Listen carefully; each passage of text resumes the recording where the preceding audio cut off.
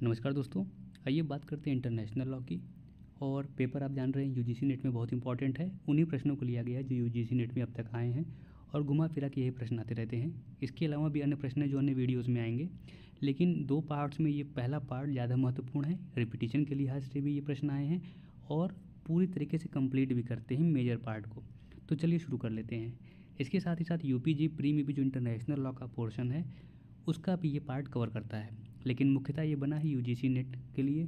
तो आपने जो पार्ट 3 देखा है यूजीसी नेट का जो सिलेबस है, यूनिट 3 और यूनिट 8 का जो पार्ट है, यानी इन्वायरमेंट के अलावा जो पोर्शन ह्यूमन राइट्स वाला है वो भी इसमें कवर हो जाता है। ठीक है ना। तो पहले हम देखते हैं फर्स्ट पार्ट को, जिसमें यूनिट 3 इंपॉर्टेंट है।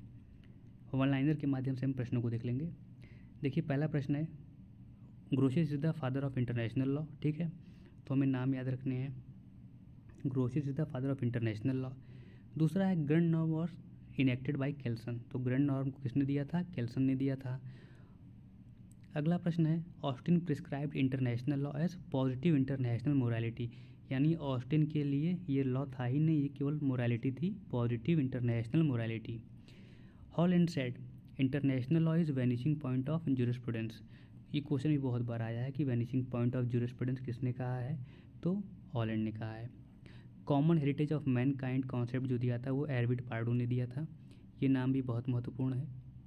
Common heritage of mankind का कॉन्सेप्ट एरविड पार्डो का है। Following are the forms of preparation under ILC draft, यानी international law commission draft code on responsibility of states for wrongful acts. तो इसमें क्या क्या था? 3 चीज़ें बहुत इंपॉर्टेंट थी। जो इंटरनेशनल लॉ कमीशन का ड्राफ्ट कोड था उसमें रिपेरेशन के लिए रेस्टिट्यूशन, कंपनसेशन, सेटिस्फैक्शन। तो प्रश्न में क्या पूछा था? इनमें से कौन सा नहीं है? तो ये ऑप्शन में रहने चाहिए और उसके इसेंशियल्स का भी पार्ट आ जाता है। तो रिपेरेशन कोड में ये तीनों की बात की गई है। Austin has classified law in many categories, divine law, positive law and positive morality. और इंटरनेशनल लॉ को उन्होंने क्या कहा है? Positive morality. According to him international law is subject of positive morality.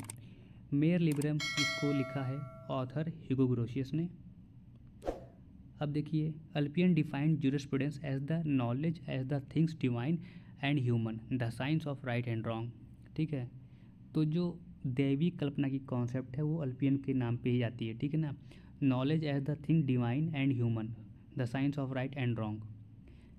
Immanuel Kant has remarked that international law is a pompous law of actions which is so eloquent in books and so silent on the cabinet of diplomat।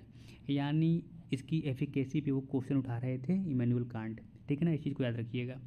यानी लिखा है which is so eloquent in books and so silent on the cabinet of diplomat, यानी कि बस paper पे ही है, इसकी applicability कहाँ है ये नहीं दिखता है।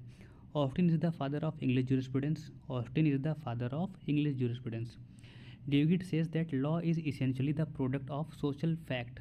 ये फिट लिखा है, इसे फैक्ट कर लीजिएगा। ठीक है ना। David says that law is essentially the product of social fact.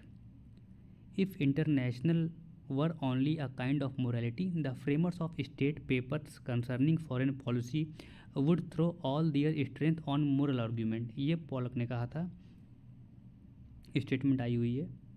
International law is only a positive international morality. इतनी बार रिपीटिशन इस क्वेश्चन की हुई है कि यहाँ पर भी फैक्चुअल देने में भी ये रिपीट हो चुका है। तो पॉजिटिव इंटरनेशनल मोरालिटी किसने कहा था इंटरनेशनल लॉ को? ऑस्टिन ने कहा था। The body of rules and principles of action which are binding upon civilised states in their relation with one another, ये ब्रैडली ने कहा था।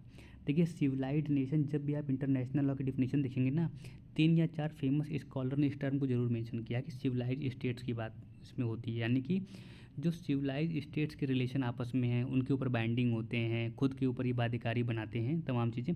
तो आपको कीवर्ड्स पकड़ने रहेंगे। Austin the province of jurisprudence determine, ये उन्होंने बुक लिखी है। केल्सन मोनिज्म के लिए जाने जाते हैं। और प्योर थ्योरी ऑफ लॉ, ठीक है ना, ग्रैंड नॉर्म का जो कॉन्सेप्ट आएगा उसकी हम बात करेंगे। और ह्यूगो ग्रोशियस मेयर लिबरम बुक लिखी है। शेल्डन मेयर क्लॉसम, ये बहुत इंपॉर्टेंट है, ये मैच करने में भी आ जाता है, तो इसे ध्यान रखिएगा। अब देखिए, William Blackstone is of the opinion that international law is part of common law. William Blackstone is of the opinion that international law is part of common law. ठीक है। The concept of common heritage of Mankind, ये हमने पहले पढ़ लिया है, Arvid Pardo ने दिया था। यानी कि जो सी है, जैसे कि जो टेरिटोरियल जुरिडिक्शन की हम बात करेंगे या हाई सीज की बात करेंगे, वहाँ पर इन्होंने कहा था कि एक एरिया जो कॉमन हेरिटेज ऑफ मैनकाइंड यानी सबके लिए अवेलेबल होता है, जो सीबेड वाला कॉन्सेप्ट और ओशन फ्लोर का था। नेशनल जुरिडिक्शन के बाद की लिमिटेशन पर इन्होंने जो कॉन्सेप्ट दिया था वही कहा जाता है concept of common heritage of mankind, जिसे दिया है एरविड पार्डो ने। अब देखिए, Kelsen was of the opinion that there was no real distinction between state law and international law. यही कॉन्सेप्ट मोनिज्म भी है, दोनों एक ही अल्टीमेटली। Both system bound individuals, although international law as a matter of technique did so only mediately and through the concept of state. Father of law of nation Grotius को कहा जाता है। The term international law was first time used by, देखिए used by coined by Bentham है, ठीक है ना, coined by Bentham. The term international law was first time coined by Bentham. A state which is completely under the sovereignty of another state is called protectorate. A state which is completely under the sovereignty of another state is called protectorate. The doctrine of pacta sunt servanda is propounded by Angelotti. तो pacta sunt servanda concept किसने दिया था? एंजेलोटी ने। Hugo Grotius secularized the concept of law of nature and considered it as an independent source of law.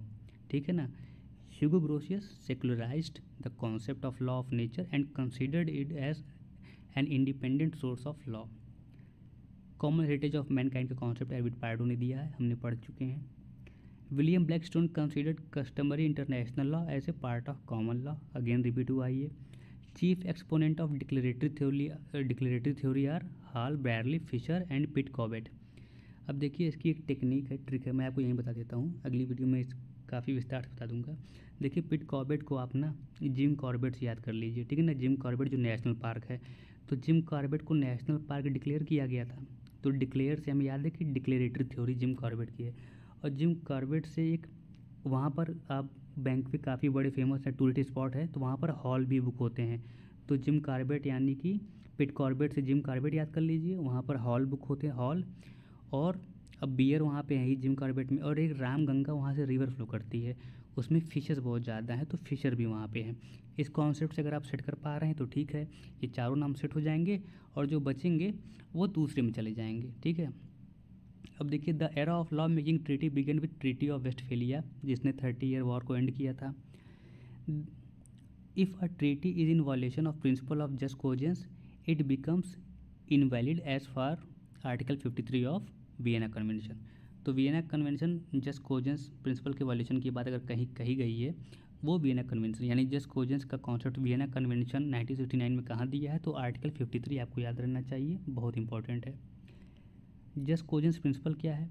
Just cogens principle implies that a certain international law or such which each and every state has to follow them compulsorily for remaining in the international community and to reap the benefit of international law for solutions of their problem।